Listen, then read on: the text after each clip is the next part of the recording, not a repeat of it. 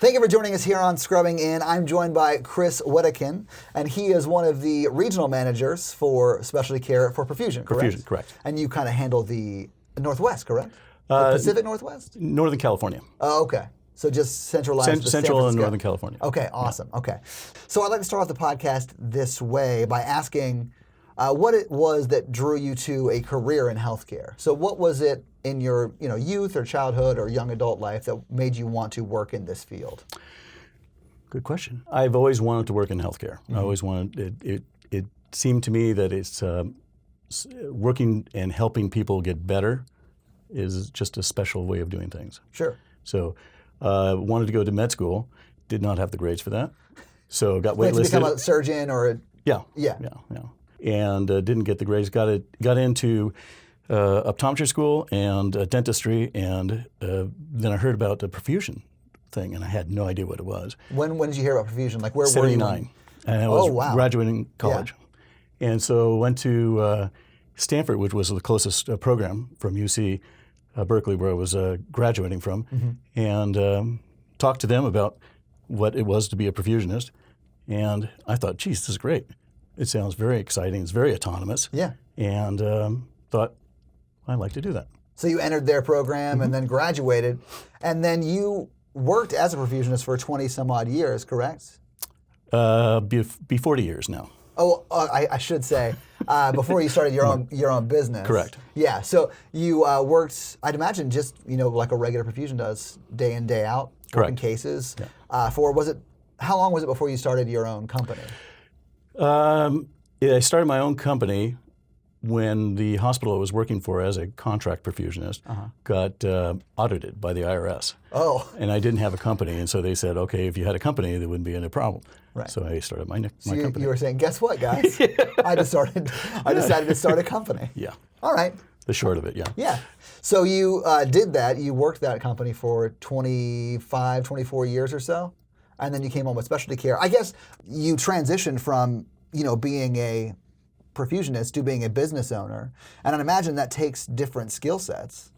Yeah, negotiating with hospital contracts, negotiating with the individual perfusionists that work with you, be it subcontracted or employed. Sure. Now, did you still work your own cases while you were running this business? Yes. So you were doing the administration side of it on top of the actual practicing. That's correct. Well, maybe not practicing, but actually doing the cases. Yeah. So what was that transition like from being just a perfusionist, which is a job in and of itself, that's no small feat, to being a perfusionist / business owner? A big one, a big jump, but I got to have my own company, made my own rules, and it was difficult, but it was definitely worthwhile. Yeah. So you came on with specialty care in 2016. Correct. As the regional director of operations for that sort of Northern California area. And you have recently started a program called Perfusion Path to sort of have specialty care bring in 1099 perfusionists who can be their own boss. Correct. So and sort of work with the hospitals that we already have contracts with. Yeah, we're really excited about this program. I think that it's a group of perfusionists we have not had eyes on and could not bring into the company because of the strict structure of the company we had. Specialty care has never done it before. Right. Yeah. So now we're able to get a group of people that we haven't seen before, and we could, again, have people work on their own companies, yet be helping us provide the services. Yeah, absolutely. So they're coming on board, and we're just giving them accounts to work with, or how does that flow work?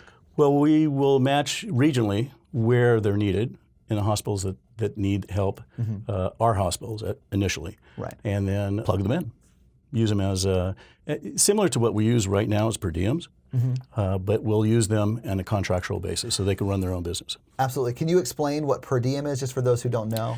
So you have a full-time, and then that works 40 hours a week, sure, or more. And then you have a part-time that works half-time. And then you have per diems where we could use them when we need them.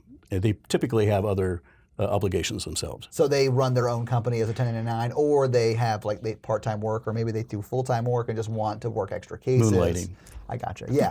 I mean, moonlighting's still a thing. Yeah, absolutely. Right. And if the caseload is out there and people need perfusionists in their surgeries, why not make a little money and help those that need to go into cardiac surgery faster, get that done. Yeah. I mean, I see a definite need for that. It's sort of a win-win, I think. It's a win-win. Yeah. So I mean, and same with the 1099. I think that what I should call perfusion path. I think that's sort of a win-win for those who are looking to branch out and be their own boss, work where they want to work, when they want to work, that sort of thing. So how do you, since it's your baby, how do you facilitate a program like this, bringing on contracting? So vetting process is going to be important. We're negotiating right now what we will have them be required to do on their own. One other group that perhaps we did not discuss are people that have their own companies. Yeah. Currently, and that we're either obligated to do per diem for us, but now we'll be able to transition into the 1099 contract. Oh, okay. So it's a small segment, but it's an important segment, and I think we could capture that.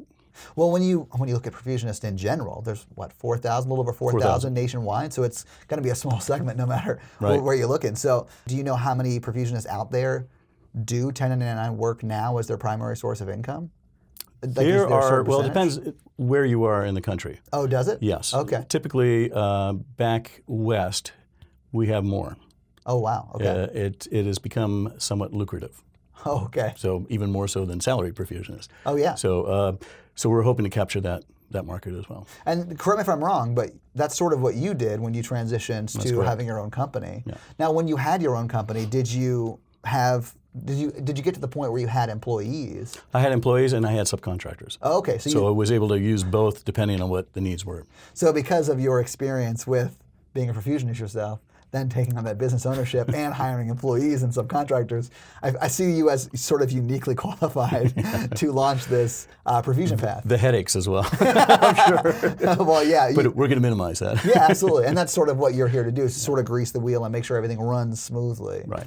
What are the pain points for hospitals that 1099 work will allow specialty care to sort of isolate and take care of? Right. So right now, we have hospitals that we are understaffing ourselves. So there are hospitals, there are client hospitals, and we want to make sure that we can get a broader amount of people available there so we can cover the cases and such.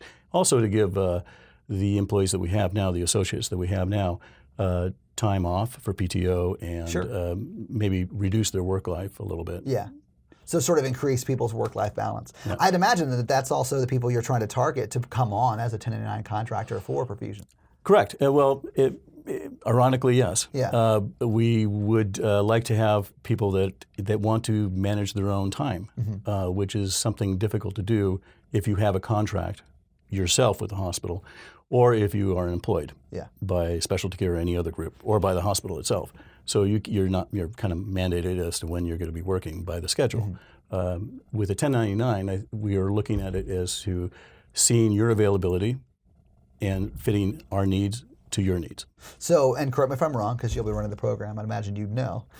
If I was a perfusionist that wanted to do this, and I reached out and I was approved by whatever the approval process is, would I then submit my availability to your team? Correct. We'll find out what the pain points are and then try to match those to the people that are available. Sure. I'm hoping it's going to be a little more scheduled than the night before. Yeah. Because those are always difficult to do. But I understand. I've talked to a lot of perfusionists, and I try and schedule interviews with them, and I almost every interview I do with a perfusionist, I get the message or email or text message or whatever saying, I don't know if I'll be available at this time, and I'll ask, well, when do you think you'll know? And they always say, tomorrow around that time. I don't know. So I'd imagine being able to schedule in advance would be very, very beneficial, or maybe even attractive to someone who is currently working at a hospital as a perfusionist. Right. And correct me if I'm wrong, because I have never worked as a perfusionist, but from what I understand, and I sort of developed this perception because I talked to a lot of new hires, and one of the reasons a lot of people come to work perfusion for specialty care is that better work-life balance, because they've worked at a hospital and they were the only perfusionist there, or they were on a team of two. Right. And it was very difficult to do things like take a vacation or to get time off or whatever. Plan a vacation. Yeah. So I mean, I'd imagine that is something that's, you can offer a 1099 person because, or really they're their own business. Right, They're they offer offering it us their themselves. time. Exactly. Yeah. So it kind of role reversal that they are really the guardians of their own time. Yeah. So who do you think will be most attracted by the 1099 proposal? I think there's a variety of people that will be. First and foremost, the people that have their own companies or LLCs that are doing it now that have not been able to utilize specialty care as a subcontractor. Right. So you'll have a subcontractee. Sorry. Yeah, because they're the subcontractor. Right. Yeah, absolutely. I think that. Well, do you have any data on how many people are out there doing that currently? I mean, in a small group of 4,000, 100 people is a lot. There's more than 100 people. Oh wow. Okay. So. And they typically, so there are two, in that subset, they're going to be the people that have their own contracts with hospitals, and then there are going to be people that are subcontracting out with other people.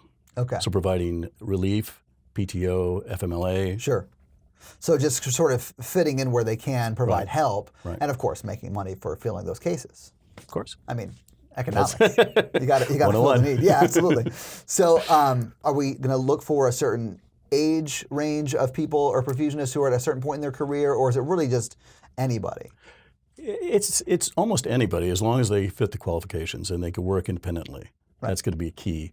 The other thing is that we imagine people that are nearing retirement don't want to really hang up their clamps, and they want to continue on and help a little bit, sure, and make money at the same time. Yeah.